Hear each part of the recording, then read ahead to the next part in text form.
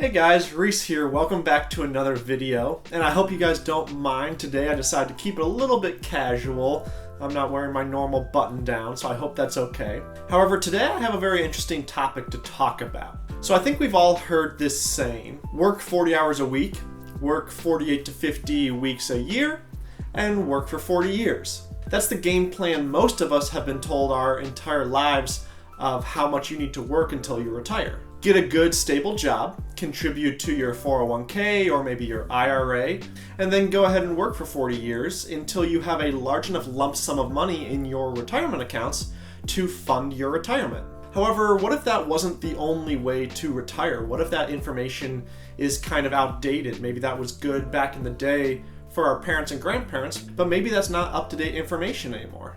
And what would you think if I instead told you that a lot of us can instead retire in 10 years or less when starting from nothing, given the right work ethic and the right information? And that's what I want to talk about today in this video. How to achieve financial freedom in 10 years or less and be able to retire early and open up time to really pursue your passions in life. If something like that sounds good to you guys, retiring early, achieving financial freedom in about 10 years, then go ahead and like this video, as it really helps me out and I really appreciate it. And if you're new to the channel as well, please feel free to subscribe, as I put out videos related to money, real estate, investing 2 times a week. So I'd love to see you guys back in the next video. Now, the reason many people think that you need to work about 40 years in order to retire is because they believe you need to save up a lump sum of money in your retirement accounts in order to live off of for about 10 to 20 years of retirement. And if you have any dreams of retiring early with this mindset, and you want to retire at maybe 50, well, now you need to save up enough money in less time that will last you about 20 to 40 years. And now let's go a little further and say you only need a measly $36,000 a year to live off of in retirement. And you know, that doesn't really leave much room for travel or enjoying your life in retirement, but let's use that number for now. If you want to retire a smidge early at, say, 55, that means you need to fund your retirement for maybe about 30 years if you plan on living to 85, which means you'd probably want to have about a lump sum of $1 million stashed away for retirement. And now that's a lot of money, but that's doable for a good amount of people, but that's if you are working a very long time. Now let's say instead you want to retire early. You want to only work 10 years, and you're starting at 20 and you want to retire at 30. That gives you maybe 50 years of retirement that you'd need to save up a lump sum for, using this old thought process of saving for retirement. However, let's also remember that at 30 years old, you know, you might have a husband or wife, and you might have a couple kids as well. So your expenses probably can't be $36,000 a year. Instead, let's use $60,000 a year. That means you'd need to save up $3 million to live off of in retirement over a course of just 10 years.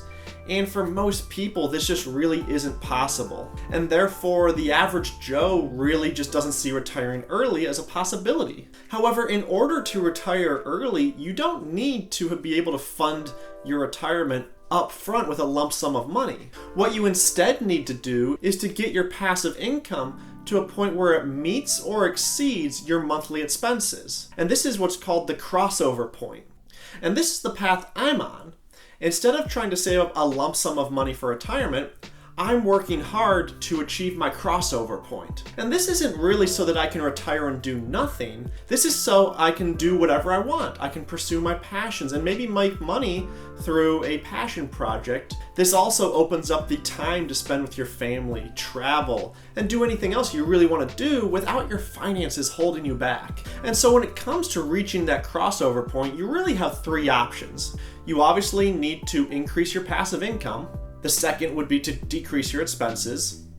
And the third is to do just a combination of both of those. Now, I see many YouTube channels kind of harp on the importance of cutting your expenses down as far as you can, and I totally get this.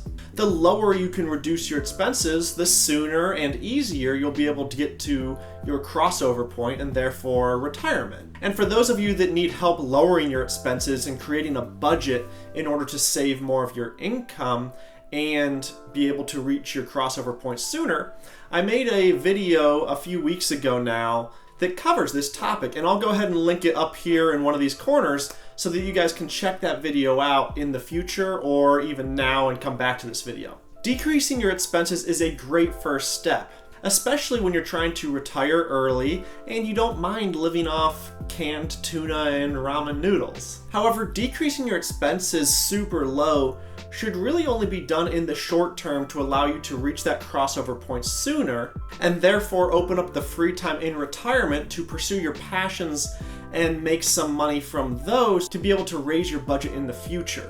Many people kind of get stuck here and they focus only on becoming a financial minimalist, which is okay for some people if you really enjoy that lifestyle. However, I really want to educate myself in finance and real estate so I can grow wealthy and so I can enjoy life. I can enjoy travel, dinner with my friends, and free time without the stress of finances. And so this is where I think it becomes really important to set your short-term goal as well as your long-term goal. Now, that short-term goal is to just lower your expenses as low as possible, like we already discussed, and then increase your passive income to a point where you're making about $1,000 over your expenses every month. And this is so you really have a buffer. However, it's also so you can save money over time, even in retirement, and continue to build that passive income stream. And by growing that passive income stream, even throughout retirement, this will allow you to gradually increase your budget over time and experience more freedom that the increased passive income will allow. Now let's dive into some examples and see why this really works. Let's say that you're a single man like myself and you can get your expenses down to $2,000 a month. Therefore, we want around $3,000 a month in passive income as your short-term goal. And let's use a generic goal of say $10,000 a month for that long-term goal that will really be enough money to allow you to travel and enjoy life in retirement. And so while we begin to reduce our expenses and budget more, now's the time also to start building that asset column to generate that $3,000 a month in passive income. And I actually just recently made a video on how I currently generate $1,000 a month in passive income. And I think that would be another great video for you guys to watch either now or in the future to help give you guys some ideas on how you can start building that income stream. And so I'll go ahead and link that video up near the top here as well so that you have that for the future. So in that last video I made, I discussed dividend income as one way to generate passive income. So let's say, for example, you are going to invest all your money into dividends, and that's how you're going to generate that $3,000 a month stream of passive income. Well, dividends are unfortunately taxed like ordinary income, so let's not also forget about that, and let's put you in a 25% tax bracket, which means you really need about $4,000 a month in passive income to get that $3,000 a month of expenses and savings. So that's $48,000 a year. At a 4% dividend payout, that means you'd need $1.2 million invested in dividend-paying stocks at a 4% distribution rate. Now that still seems like a lot of money, especially when you need to accumulate this in 10 years. And it is, but it's also much better than the $3 million that you had to save lump sum in the first example of saving up that lump sum of money for retirement. However, there are ways to get higher yields on your investments. And one such way is investment property. Now, in my last video that I linked earlier on how to generate passive income, I showed that turnkey real estate with a property manager in place in my market of Columbus, Ohio, an 8% return on your investment through cash flow is not unrealistic. And so therefore, $48,000 a year at an 8% return is only $600,000 in invested capital. And now we're definitely getting closer to something that's achievable for the average Joe over 10 years. And finally, let's say instead of turnkey properties with property management, you decide that you're going to put a little bit effort into this and not have it be 100% passive, and therefore you're going to buy properties that need a light renovation, and you're going to self-manage them, and therefore you can generate a 15% return on your money. Well, now in order to generate that $48,000 a year, you only need $320,000 invested. And that is definitely achievable over 10 years. Even if you can't save all that money through your main job, the renovations on rental property and the appreciation and that value add will allow you to refinance and use additional money to then buy more properties and generate more income. And so now we can see that it's definitely possible, not easy, but definitely possible to achieve financial freedom and retire in 10 years. However, let's remember this is just to achieve that short-term goal, this baseline crossover point. Don't stop here. Once you hit this short-term goal and achieve this crossover point, you can retire and leave your main source of income and feel financially stable.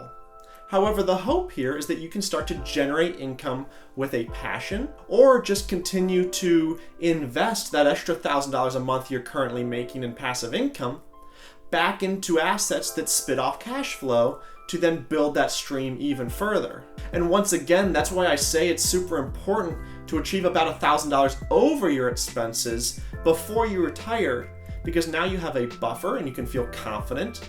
However, it also allows you to continue to invest and build that income stream throughout retirement. And that way you can in the future achieve that long-term goal of $10,000 a month, which is about $160,000 a year before taxes, which at a 15% return is about $1 million invested over your lifetime. Now the key here is don't buy assets that don't cash flow. Cash flow is what provides that freedom to retire early, not the accumulation of wealth. If an investment cash flows, you'll be able to hold that investment long term and not need to sell it to generate income to live off of. So to wrap this video up, guys, long story short, lower your expenses, increase your assets that produce cash flow for you monthly, and you'll be well on your way to retiring early. Whether that's 5 years from now or 15 years from now, it's still better than working 40 years of your life to only enjoy the last little bit of it financially free and secure. So guys, if you enjoyed this video, I'd love it if you go ahead and like this video right now, as well as subscribe to my YouTube channel for more weekly content in regards to real estate and finance. I look forward to seeing you all on the next one. So thanks again and have a great day, guys.